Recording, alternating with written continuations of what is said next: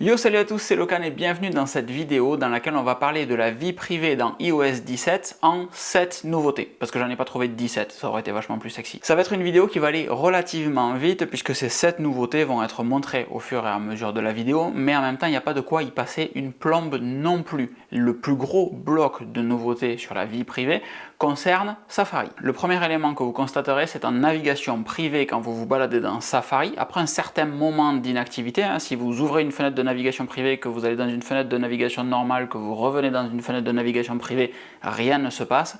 Mais si vous allez dans une fenêtre de navigation privée, que vous quittez Safari et que vous attendez un petit moment, quand vous revenez dans cette fenêtre de navigation privée, Safari vous demande une authentification biométrique via Touch ID ou Face ID en fonction de votre iPhone et s'il est récent ou pas. C'est plutôt cool, même si c'est pas forcément révolutionnaire, puisque ça veut dire que quelqu'un a accès physiquement à votre iPhone, et quand on en est à ce niveau-là, j'espère pour vous que votre iPhone est verrouillé, de même que pour les notes sécurisées, etc. C'est toujours mieux de verrouiller votre iPhone si on ne passe pas la biométrie initiale du verrouillage par code, c'est toujours ça de gagner. On a la suppression des URL de suivi que j'ai pas réussi à mettre en avant pour cette vidéo. Quand vous partagez une photo d'Instagram, par exemple, vous avez à la fin de l'URL un IGSHID, c'est un Instagram Share ID, et cet identifiant permet à Instagram, Facebook, Meta de savoir qui a partagé cette photo à qui, à quel moment, depuis quel périphérique, tout ça est logué, et c'est ce qui permet ensuite de faire plein de petites mailles pour savoir qui discute avec qui aime quoi, etc.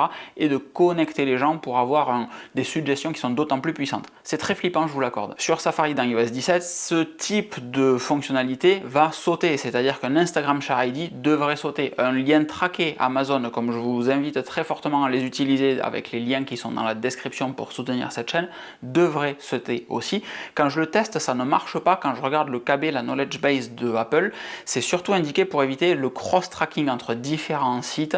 Peut-être que j'ai mal compris cette fonctionnalité. Avec l'arrivée des profils dans Safari, on a également l'arrivée du partage des mots de passe. Alors ça, c'est un truc avec lequel Apple prend son temps réellement, petit à petit. OnePassword a toujours de très beaux jours devant lui, mais on peut maintenant partager des mots de passe qui sont dans son trousseau, entre guillemets, de Safari. Il suffit de créer un groupe, il suffit d'ajouter des gens dans ce groupe, il suffit d'ajouter des mots de passe dans ce groupe, et toutes les personnes qui sont dans un groupe verront les mots de passe qui sont également dans le groupe. Si les mots de passe sont dans un groupe, les personnes qui sont dans le groupe ont accès à ces mots de passe là, donc évidemment il faut que vous ayez confiance dans les personnes qui sont là dedans, mais un détournement intéressant de cette fonctionnalité pourrait être de faire des groupes par type d'activité, administratif, multimédia, etc. Et donc dans multimédia, vous auriez Netflix, Disney+, Paramount et tous les autres.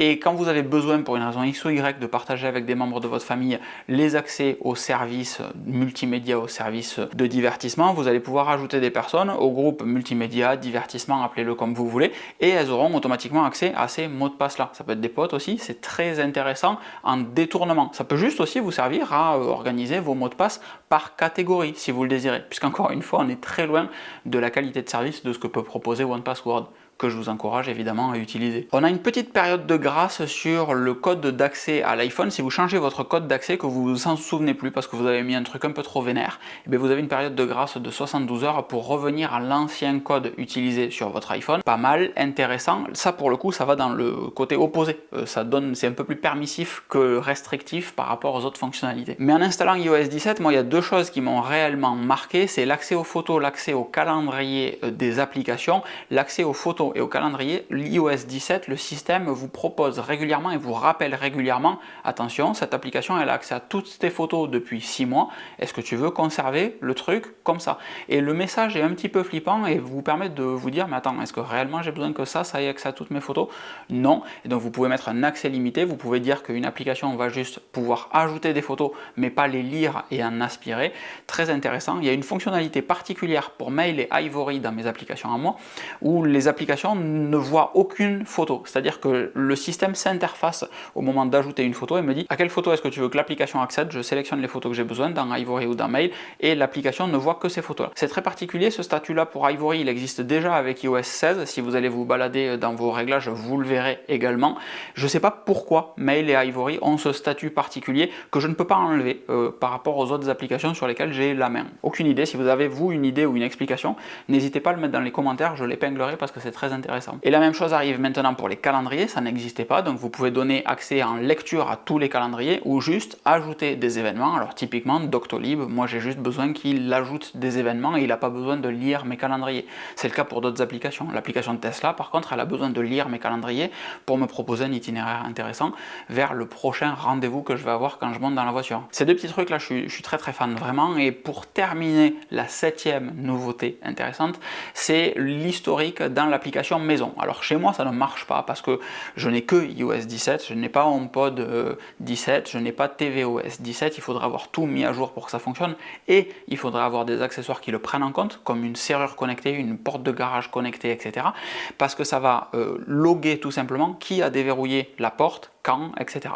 Et ça peut être intéressant pour savoir quel type d'accès il y a eu dans votre maison. Encore une fois, chez moi, ça ne marche pas puisque les hubs ne sont pas à jour et que je n'ai pas d'accessoires donnant des accès comme ça dans mon domicile. Pas de serrure connectée ici, par exemple. Voilà, donc je vous avais prévenu que ça sera une vidéo très rapide. S'il y a des sujets que vous voulez qu'on creuse un petit peu sur iOS 17 ou WatchOS 10, n'hésitez pas à les mettre en commentaire de cette vidéo. Je vous ai fait une vidéo sur Healthfit sur la chaîne Explore, donc je vous mets le lien en description sur la fonctionnalité de partage d'activités depuis un iPhone vers différentes plateformes et l'analyse des activités un petit peu plus poussée que ce que propose l'application santé dans iOS 16, iOS 17. Allez y jeter un œil, je pense vraiment que cette chaîne Explore peut vous plaire et cette vidéo en particulier aussi. Et puis petite parenthèse, on reprend des activités sur toutes les chaînes en fait. Donc Locan Classics aura une vidéo tous les lundis, Tesla Therapy a eu une vidéo nouvelle hier, aura une vidéo chaque week-end également, comme la chaîne principale et comme Locan Explore. Je vous laisse vous balader un petit peu, vous avez tous les liens dans les descriptions.